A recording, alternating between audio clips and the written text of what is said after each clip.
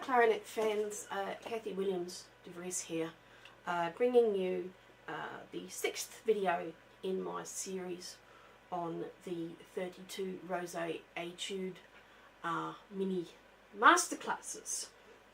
I feel a bit of a dope actually, because yesterday I recorded a mini masterclass on the 5th and not actually realising that I had already recorded it back in late January. So silly me. I find this etude very clever, very helpful in terms of different kinds of articulation and sort of arpeggio work as well. Because the very apparent even from the first bar.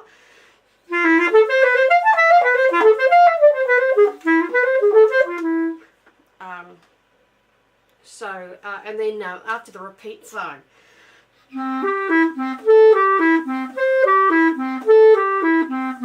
So you're working both on three things: articulation, your arpeggios, and also sort of rolling from an F sharp to an A. See how I just roll? I mean, I'm hardly moving my fingers at all. You don't want to leave them down there, because that's what you'll get. And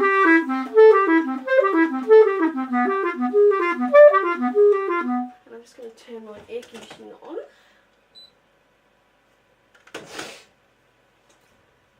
So, what I recommend, and I'm going to take you through how I would practice it.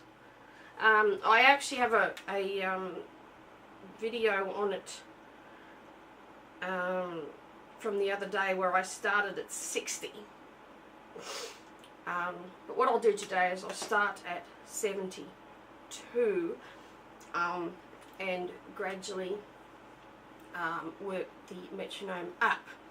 But I think also it helps to lean a little bit on the first note of several of the chords.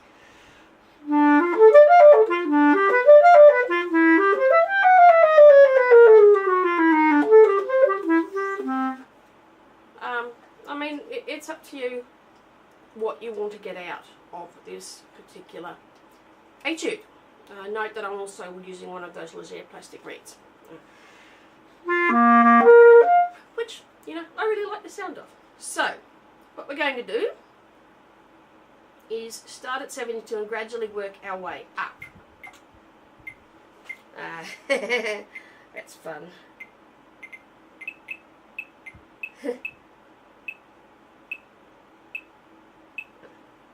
Okay, so this is at 72.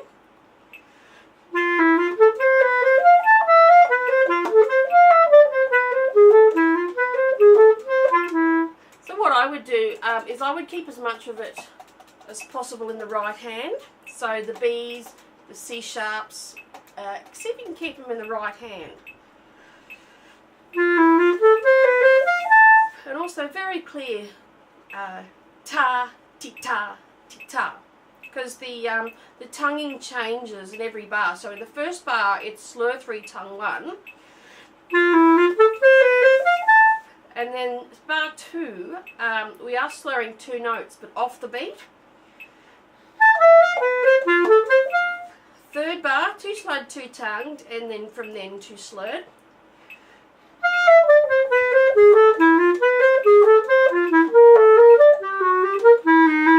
Now here in the second line, again emphasise the first note of the semiquavers. Now from the C to the F sharp you should be able to get down to a side F sharp, or sorry, side E sharp to go to the F sharp.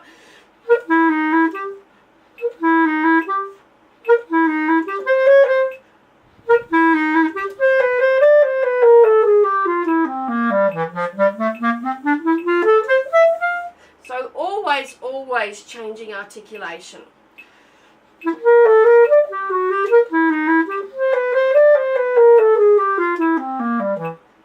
the C sharp in the second line, I actually prefer the left hand one. And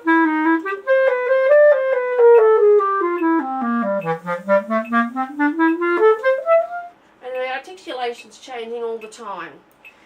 Because here we're tonguing for, slurring for, tonguing for.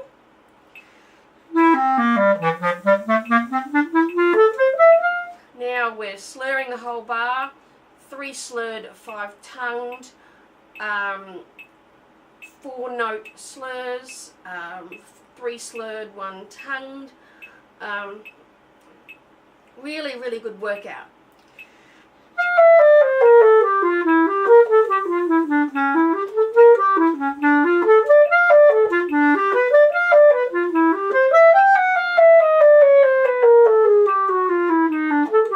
I would use the side F sharp there. So that if we play it all the way through,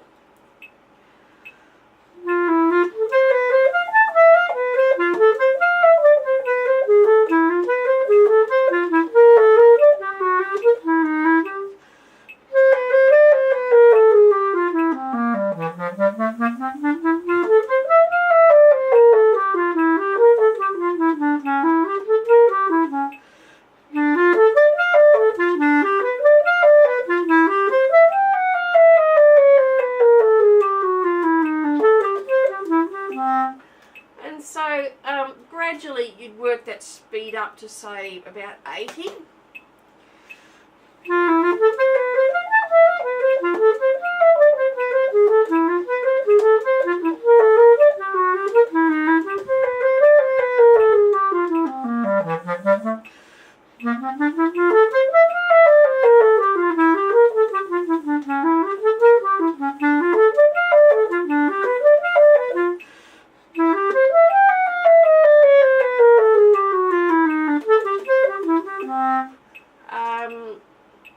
Should work out breathing here too. So then we work it up to 88.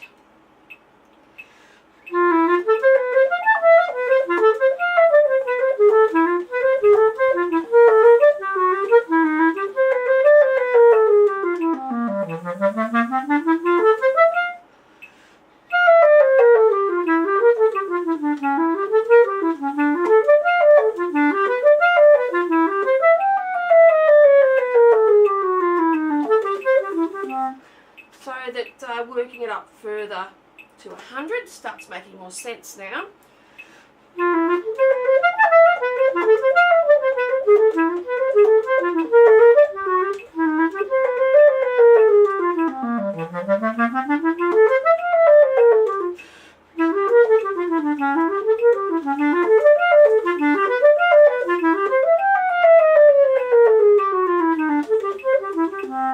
Okay, so that's the first part of the piece up to the first repeat sign. Let's take it back at 72, but the way I suggest you practice it is in bits. This is what I personally do. Okay, so the next bit, it's a roll, just a very, very gentle.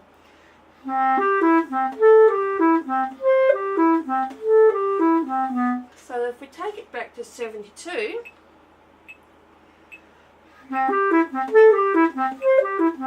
and the articulation is a little bit more stable now, 3 slurred at 1 staccato.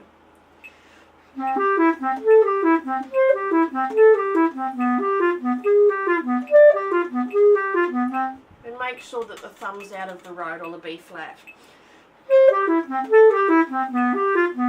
So here, make sure that the thumb's off.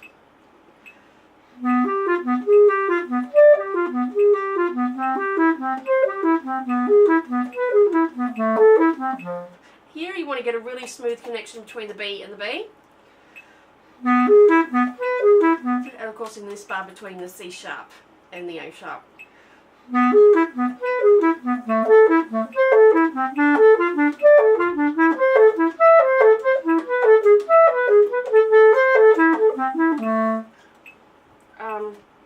So what we do is we gradually move it up. So I'm going to actually move it up a little bit slower, just in increments of 4.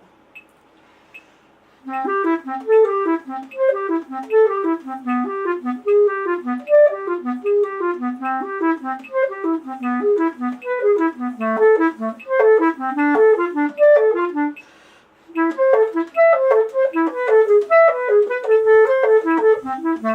again, you want a really, really good connection with the C sharp. You want to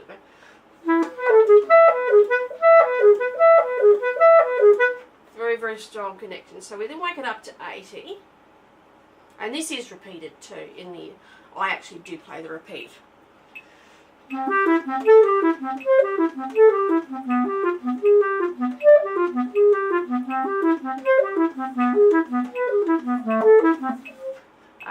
Yeah, so we're gradually moving it up.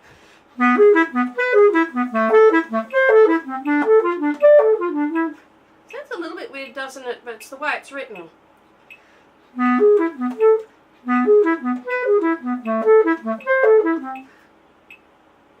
Yeah, it does sound, but I'm sure the notes are correct. And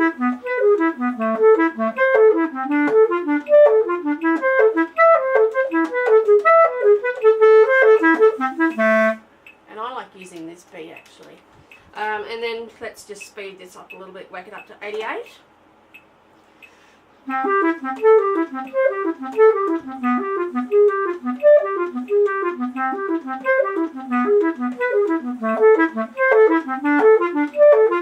Really, really smooth pressing air here.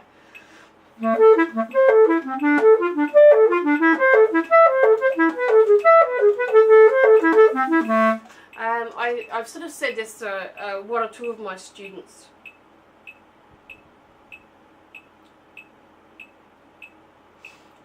Yeah, so one or two of my students that the air has to kind of be like, this has to be like, well in my case it is a spare tyre because I'm so overweight, but think of it in terms of the bagpipes. You see I've got a lovely, lovely big bag for my bagpipes, but you need to keep up that constant pressure.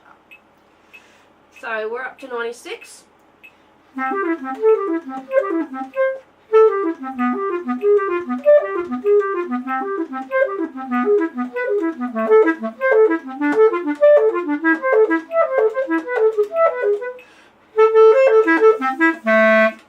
Okay, now the next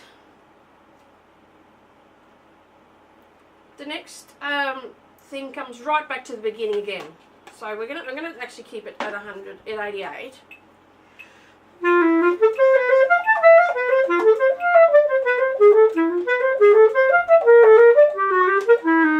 And again use that side F sharp.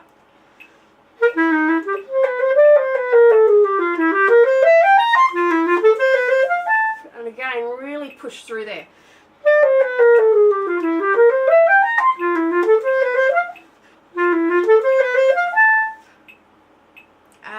And then we come back to sort of a little bit of what we were doing in the repeated section.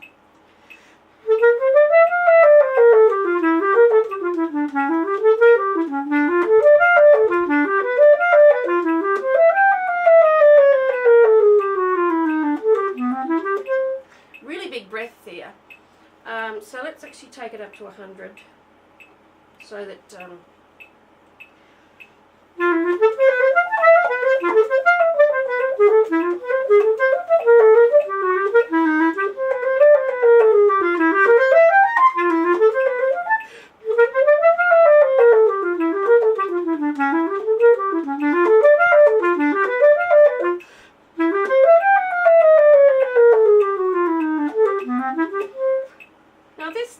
this last section, again you've got the rapidly changing articulations, although they seem to sort of calm down in the third last line or so. Again use that side F sharp. So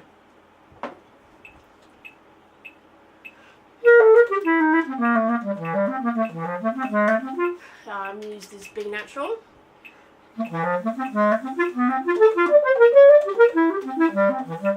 So use this left hand C so you can get to the D sharp.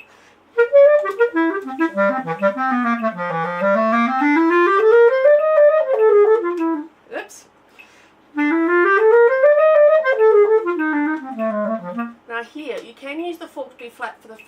natural, but you do have to change quickly in order to get under the G.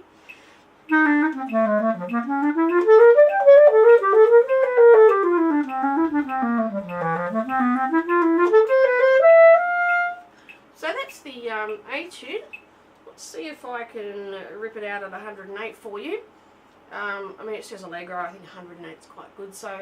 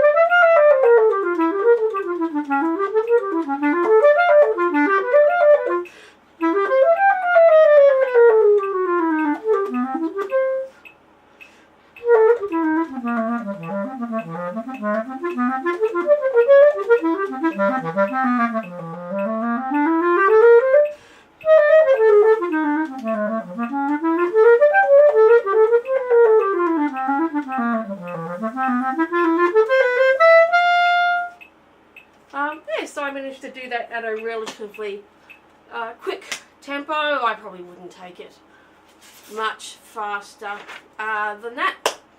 So yes, that is the 6th of the 32 Rosé Etude mini masterclasses.